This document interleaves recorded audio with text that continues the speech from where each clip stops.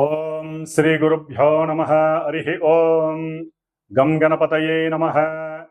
ఓం జ్ఞానానందమయం దేవం నిర్మలస్ఫటికాకృతిం ఆధారం సర్వవిద్యానాం శ్రీ హయగ్రీవముపాస్మహే.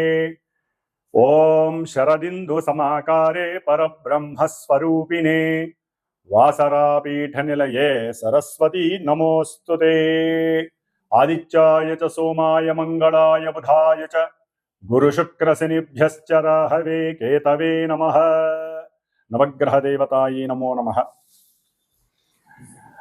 ఈ రోజున వీక్షించేటటువంటి నవగ్రహ భక్తులందరికీ కూడా నవగ్రహ సమాచార విషయంలో మరి ఈ రోజున మనం తెలుసుకోబోయేటటువంటి విషయం ముఖ్యంగా మిథున రాశిలో జూన్ 15వ తేదీన మృగశిర నక్షత్రంలో అడుగుపెట్టినటువంటి సూర్య భగవానుడు, అందులో ఆల్రెడీ మనకి పోయిన నెల మే 14వ తేదీ నుంచి కూడా శుభప్రదాత అయినటువంటి దేవతలకి ఆది గురువు అయినటువంటి గురువు అనగా బృహస్పతి, ఈ యొక్క గ్రహము మిథున రాశిలో ఆల్రెడీ నెల రోజులు బట్టి కూడా సంచారం గావిస్తూ, ఈ సూర్య భగవానుడు ఎప్పుడైతే జూన్ 15వ తేదీన అడుగు పెట్టాడో ఆ రాశిలోకి, అప్పటి నుండి కూడా గురుమూఢమి అనగా ఆయన అడుగు పెట్టడానికి కొన్ని రోజుల ముందే ఆ సూర్యుని యొక్క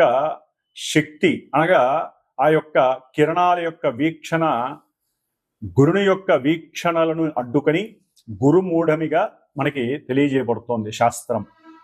అంటే ఈ గురుమూఢమి జూన్ 9వ తేదీ నుండి జూలై 9వ తేదీ అనగా 10వ తేదీ వరకు సూర్య భగవానుడు అంటే రవి గురుల యొక్క కలయిక గురుమూఢమితో శుభకార్యాలకి ఇబ్బందికరమైనటువంటి పరిస్థితులు ఎదుర్కొన్నాయి. అంటే పెళ్ళిళ్ళు కానీ, ఉపనయనాలు కానీ, అట్లాగే గృహప్రవేశాలు, శంకుస్థాపనలు ఇలాంటివి ఏవి కూడా జరపలేనటువంటి పరిస్థితి. ఎందుకంటే గురువు గ్రహాలన్నిటిలోకి అత్యంత శుభ ఫలప్రదాయకుడు. పూర్వపుణ్య ఫలాలన్నిటినీ కూడా తృప్తిగా మానవుడికి ఇచ్చేటటువంటి వాడు గురుడే.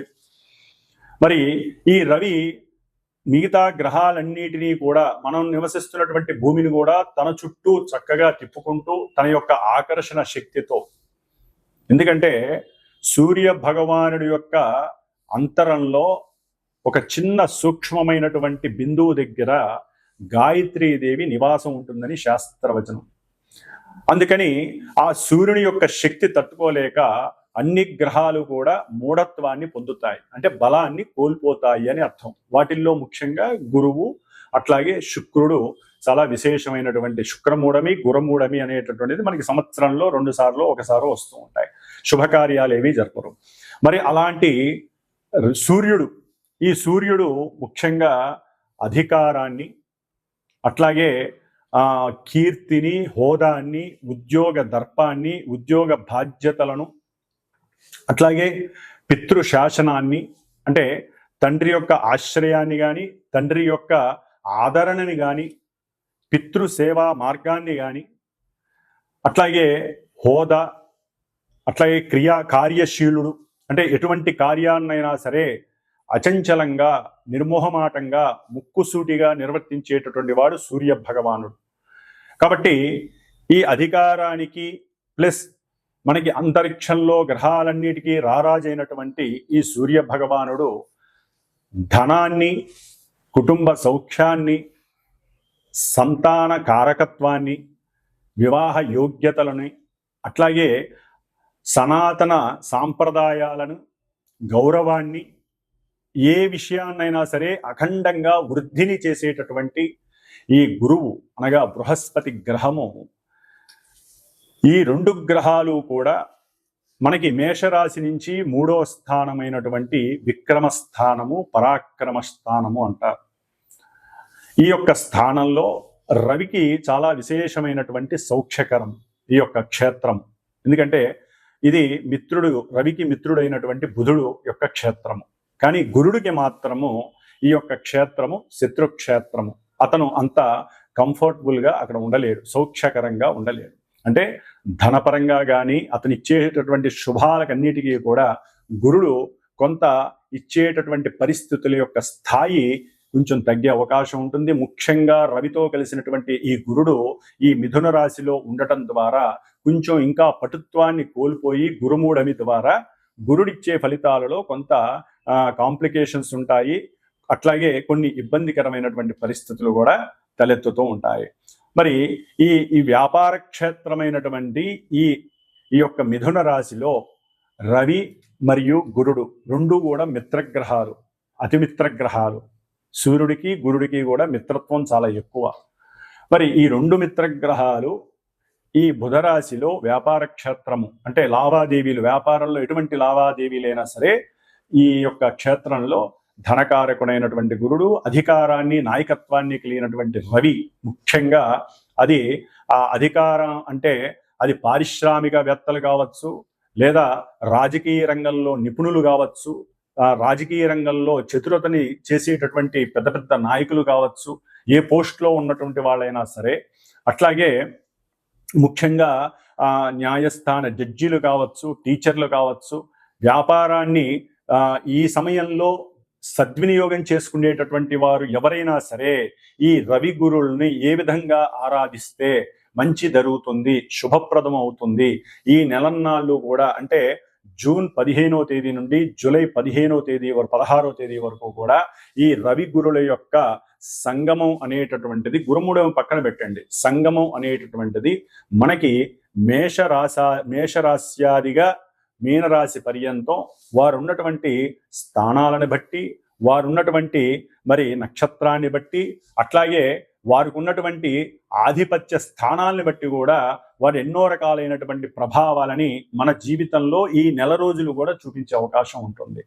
అందులో ముఖ్యంగా ఇంకొక చిన్న విచిత్రమైనటువంటి విషయం మనకి కనపడుతోంది. రాహువు. ఈ రాహువు కుంభరాశిలో ఉన్నాడు మహానుభావుడు.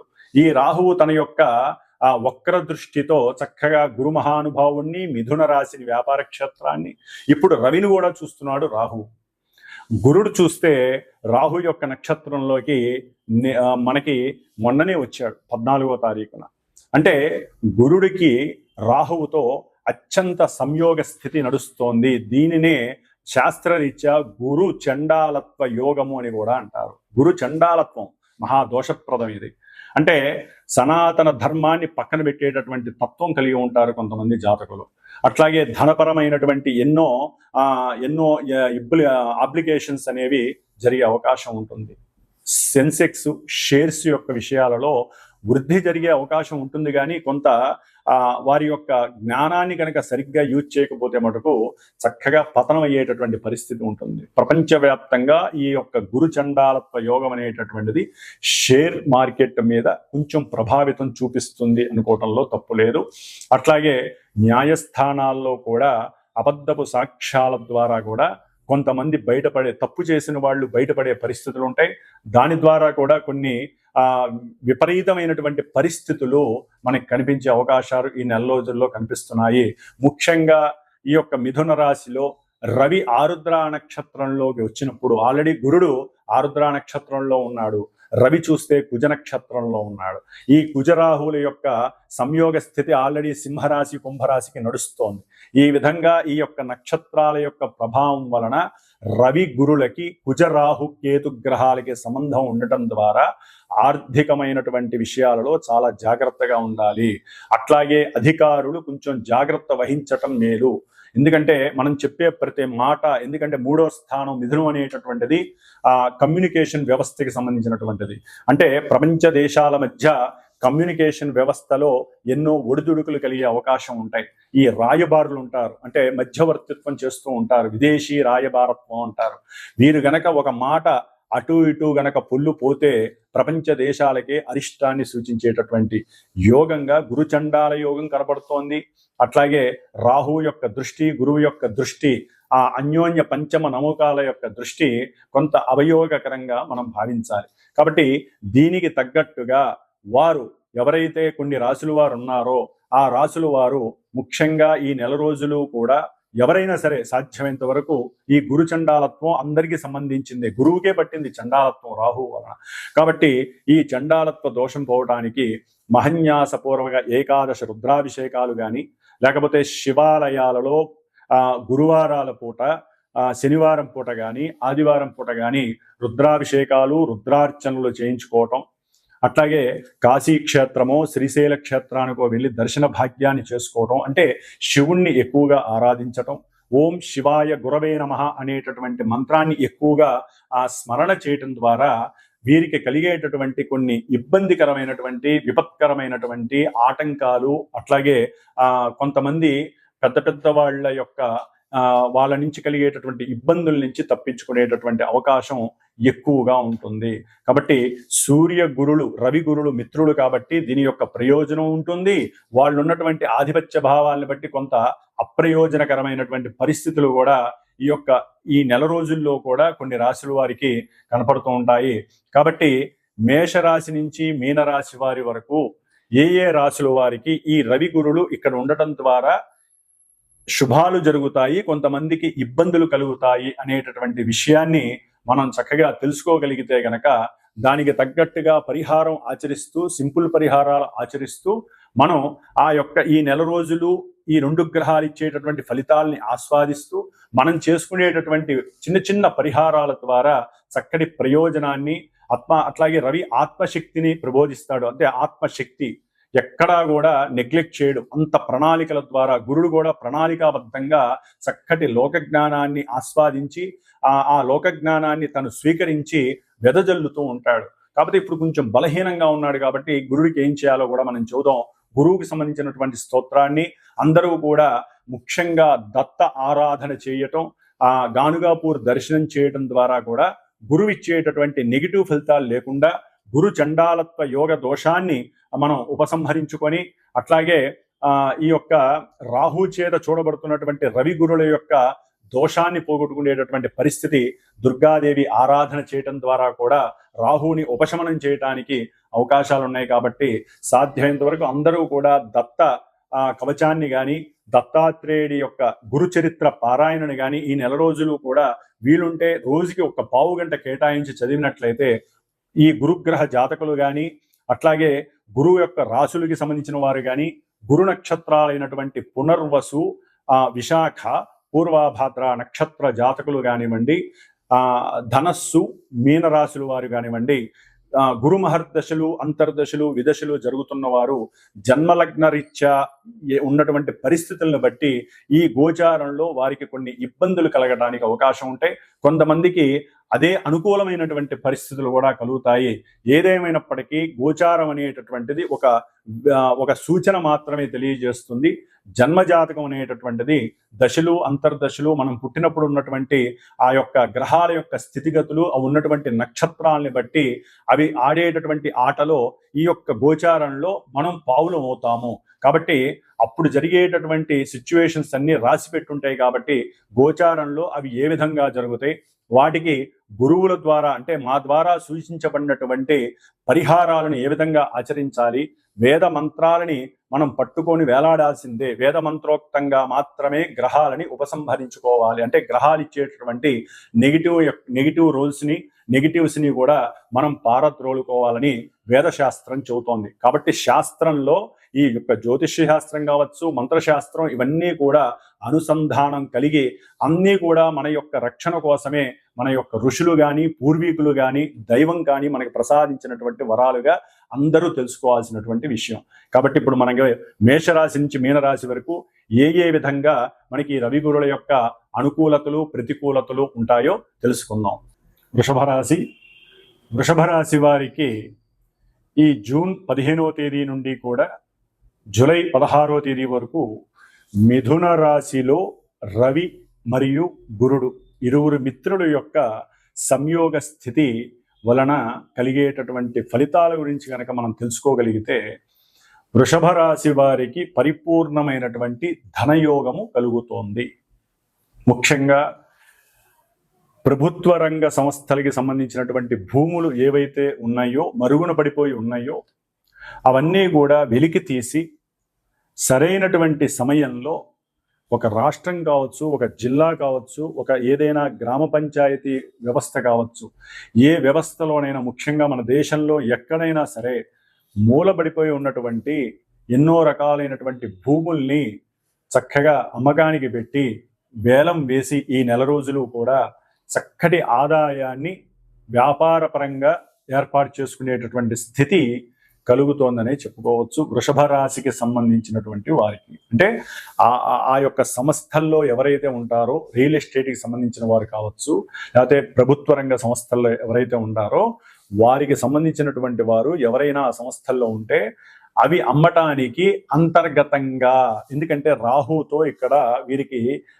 సంబంధం ఏర్పడుతోంది కాబట్టి కర్మలని ఎదుర్కోవటానికి సిద్ధంగా ఉన్నట్లయితే ఈ వ్యవస్థలకు సంబంధించిన వాళ్ళు చక్కగా డబ్బు సంపాదించుకోండి. తర్వాత మీ మీద లేనిపోని లిగేషన్స్ వస్తాయి, ఐటీ మీ మీద దాడి చేస్తుంది, అట్లాగే ప్రభుత్వ ఉద్యోగాల నుంచి కూడా వైదొలికే పరిస్థితి వస్తుంది. ఎందుకంటే ఈ రవి గురులు దాదాపుగా ఒక 20 రోజులు, ముఖ్యంగా రవి అయితే 20 రోజులు మీకు రాహు యొక్క నక్షత్రంలో ఉండడం ద్వారా రకరకాలైనటువంటి భయభ్రాంతులు, ఆందోళనకి గురి చేస్తాడు. ఎక్కడ అదే ప్రభుత్వ రంగ ఉద్యోగంలో చేసేటువంటి వారు, ముఖ్యంగా ఏదైతే ఈ స్థలాలు, భూములు, ఇల్లులు వీటికి సంబంధించినటువంటి అధికారానికి సంబంధించినటువంటి వ్యవస్థల్లో పనిచేస్తారో వారు కొంచెం జాగ్రత్తగా ఉండాలి. అట్లాగే వృషభ రాశి వారికి ఆకస్మికంగా చక్కగా విద్య ద్వారా, ఏదైనా స్కాలర్షిప్ ద్వారా ఉన్నతమైనటువంటి విద్యాభ్యాసానికి సంబంధించినటువంటి ఆల్రెడీ వెళ్ళినటువంటి వారు కావచ్చు, లేకపోతే వెళ్ళాలనుకున్న వారికి కూడా స్కాలర్షిప్ ద్వారా ప్రభుత్వ ఉద్యోగ సంస్థ, ప్రభుత్వం ద్వారా ఏదైనా ఆర్థిక పరమైనటువంటి ధనలాభాదులు కలగడానికి అవకాశం ఉంటుంది. అట్లాగే ఏదైనా గృహార్జితం లేదా భూ ఆర్జితం, తండ్రి గారి యొక్క పూర్వ ఎవరైతే పితృలు ఉంటారో పూర్వార్జితానికి సంబంధించినటువంటి ఆస్తులు అమ్మగా లేదా దానికి సంబంధించినటువంటి వెహికల్ అమ్ముకొని చక్కగా ధనాన్ని కూడబెట్టుకునేటటువంటి పరిస్థితి మీకు లభిస్తోంది. అట్లాగే పెద్దన్న గారితో, అంటే మీ కుటుంబంలో ఎవరైతే పెద్దవాళ్ళు ఉంటారో, మీకన్నా పెద్దవాళ్ళు అక్కయ్య కావచ్చు లేదా అన్నయ్య కావచ్చు, వీరి ద్వారా కూడా విదేశాల నుండి మీకు ఆకస్మికంగా చక్కగా మీరు అనుకోకుండానే ఏదో రకంగా మీ వ్యాపారానికి తోడ్పడడానికి కావచ్చు, లేకపోతే కుటుంబపరమైనటువంటి ఇబ్బందులు పడుతున్నారనేటటువంటి విషయం తెలుసుకొని వారు మీకు ఆర్థికపరమైనటువంటి సహాయం కూడా చేయడానికి అవకాశం ఉంది. అట్లాగే నేత్రపరమైనటువంటి సమస్యలు, ఎందుకంటే ఈ రవి రాహు నక్షత్రంలోకి వచ్చినప్పుడు ఈ యొక్క జూన్ 22వ తేదీ నుండి జూలై 6వ తేదీ వరకు కూడా కుడి కంటికి సంబంధించినటువంటి నేత్ర సంబంధిత దోషాలు ఏర్పడే అవకాశాలు ఉంటాయి. దానికి కూడా కొంత ప్రయాణం చేయటానికి, లేకపోతే తండ్రి యొక్క నేత్ర వైద్యానికి కావచ్చు కొంత ధనాన్ని ఖర్చు పెట్టే అవకాశం ఉంటుంది. సంతాన విషయంలో ఆర్థిక పరమైనటువంటి లాభాలు కూడా కనిపిస్తున్నాయనే చెప్పుకోవాలి. ముఖ్యంగా వృషభ రాశి వారికి ఈ యొక్క గురుడు యొక్క దృష్టి మరియు రవి గురుడు కలిసి ఉండేసరికి ఎవరైతే భూమి కొనాలి అనుకున్నారో లేదా భూమి కొన్నారో, రియల్ ఎస్టేట్లో భూమికి సంబంధించినటువంటి ఎవరైతే పెట్టుబడి పెట్టారో ఒకానొకప్పుడు కానీ ఇప్పుడు పెడదాం అనుకున్నా కూడా ఏదో రకంగా చక్కగా మీకు ధనము రాబడి కలుగుతోంది. ఆకస్మికంగా చక్కటి ధన సహాయము మీకు సంతానం ద్వారా కావచ్చు, మీ పెద్దవాళ్ళ ద్వారా, మీ కుటుంబంలో ఉన్నటువంటి పెద్దవాళ్ళ ద్వారా కావచ్చు ఆర్థిక సహాయ సహకారాలు మీకు అందుతున్నాయి. దాని ద్వారా మీ అప్పులు తీర్చుకొని కుటుంబంతో ఆనందంగా చక్కగా విలాసాలకి, వినోదాలకి, విహారయాత్రలు చేయడానికి కూడా, అంటే దూర ప్రాంతంలో విహారయాత్రలు చేయడానికి అవకాశం ఉంటుంది.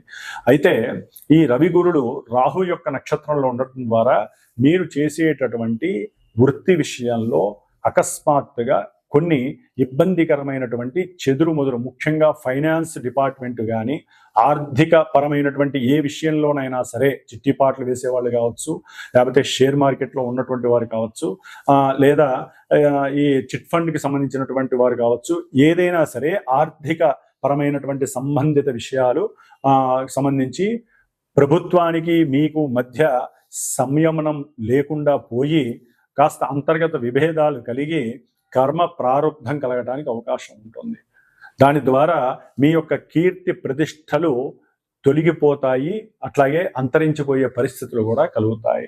కొంచెం జాగ్రత్తగా ఉండాలి ధన విషయంలో. అట్లాగే కుటుంబంతో మాట్లాడేటప్పుడు కూడా మీకు ఏది ఇష్టమైతే ఆ ఇష్టంతో మాట్లాడకుండా 1-2 సార్లు కొంచెం జ్ఞానాన్ని ఉపయోగించి దాన్ని ఫిల్టర్ చేసుకొని కుటుంబం సభ్యులతో జాగ్రత్తగా, ముఖ్యంగా తండ్రితో కానీ, బంధువులతో కానీ, పెద్దన్నలతో కానీ, పెద్దక్కలతో కానీ మాట్లాడేటప్పుడు కొంచెం జాగ్రత్తగా మాట్లాడటం మంచిది. అట్లాగే ప్రభుత్వంలో మీరు ఏదైనా ఇన్సూరెన్స్ పథకాలు పెట్టుకున్నా అవన్నీ కూడా చక్కగా ఈ నెలలో కొంతమందికి అది ధనరాబడి రావటం అనేటటువంటిది కలుగుతోంది. దాని ద్వారా కూడా మీరు చక్కటి అంటే ఆ ధనాన్ని ఏదైనా ఉద్యోగంలో కాస్త పెట్టుబడిగా పెట్టి అఖండమైనటువంటి ఇంకొంచెం ఉద్యోగ స్థితిని కూడా పొందటానికి ఈ యొక్క వృషభ రాశి వారికి చక్కటి అవకాశం కలుగుతోంది. కాబట్టి ఈ రవి గురుల యొక్క సంయోగ స్థితి వృషభ రాశి వారికి కొంత రవి వలన ఏంటంటే ఇందాక చెప్పినట్టుగా నేత్ర దోషాలు కలుగుతాయి, వాక్కు దోషం కలుగుతుంది, పితృదోషపరంగా కొంచెం ధనము ఖర్చు అవుతుంది. ముఖ్యంగా వృషభ రాశి విద్యార్థులకి చక్కటి ఆలోచన స్థితిని మీరు పెంచుకోగలిగితే, అంటే సూర్యుడు ద్వారా గనక పెంచుకోగలిగితే కృష్ణుడి యొక్క మంత్రాలు ఏదో ఒకటి చక్కగా చదువుకోండి. కృష్ణాయ గోవిందాయ నమో నమః అనేటటువంటి, లేదా గోవింద లేదా అచ్యుత అనంత గోవింద అనే మంత్రాన్ని చదవడం ద్వారా కూడా విద్యార్థులకి తగినటువంటి మేధస్సు, మంచి ఆలోచన పరిజ్ఞానము కలుగుతుంది. లోకజ్ఞానము ద్వారా కూడా మీరు విద్యల్లో ఉన్నతమైనటువంటి స్థాయికి ఎదగడానికి అవకాశం ఉంటుంది. ఎవరైతే రచనలు, వ్యాసాలు, పోటీల్లో, శిల్పకళల్లో ఎవరైతే ఉంటారో వారికి గవర్నమెంట్ ద్వారా సహాయ సహకారాలు ధనపరంగా కలుగుతాయి. నిధి నిక్షేపాలు కూడా కుటుంబంలో కొంతమందికి పూర్వపు నిధి నిక్షేపాలు దొరికే అవకాశాలు కూడా వృషభ రాశి వారికి ఈ నెల రోజుల్లో ఎవరికో ఒకరికి జరిగే అవకాశం ఉంటుంది. కాబట్టి ఏదేమైనప్పటికీ కుటుంబ స్థానంలో రవి ఉండటం ద్వారా తండ్రితో ఊరికినే కీచులాడటం, పెద్దవాళ్లతో గొడవలు పడటం, ప్రభుత్వ ఉద్యోగాలు చేసే వాళ్లతో, ముఖ్యంగా రైల్లో ప్రయాణం చేసేటప్పుడు టీసీలతోనో, బస్సుల్లో ప్రయాణం చేసేటప్పుడు కండక్టర్లతోనో, లేకపోతే ఆటోల్లో ప్రయాణం చేసేటప్పుడు వాళ్ళతోనో ఎవరితో సాధ్యమైనంత వరకు వాగ్వాదన లేకుండా సముచితంగా న్యాయం ఆలోచించుకొని జాగ్రత్తగా మాట్లాడటం ద్వారా మాత్రమే ఈ నెల రోజులు మీకు గొడవలు, వాగ్వాదాలు కలవు. లేకపోతే ఊరికినే గొడవలయ్యి మానసిక స్థాపం కలగటానికి, అట్లాగే మానసికంగా కొంచెం ఇబ్బందులు కలిగి అనాలోచితమైనటువంటి చర్యల వైపు, అట్లాగే ధన నష్టం కలగటానికి, ఈ ప్రయాణాలు చేసేటప్పుడు కూడా ధన నష్టం కలగడానికి అవకాశం ఉంటుంది. కాబట్టి సూర్యగ్రహ వృషభ రాశి వారు ఈ నెల రోజులు ద్వితీయంలో ఉన్నటువంటి సూర్యగ్రహ దోష పరిహారార్థమై కొన్ని గోధుమలు చక్కగా ముందు రోజు నానబెట్టి మరుసటి రోజు ఆ గోధుమలతో గోవుకి తినిపించినట్లయితే కనుక, లేదా గోధుమ రవ్వ ఉప్మా చేసి ఏదైనా ఒక బీద ఎరుపు బ్రాహ్మడికి పెద్దవాడికి దానం చేసినట్లయితే కనుక, కాస్తంత గోధుమ రవ్వ పెట్టినట్లయితే కనుక మీకు ఆ దోషం అనేది వాగ్దోషం కానీ ధనదోషం కానీ తొలగిపోతుంది. ఓం శ్రీమాత్రే నమో నమః.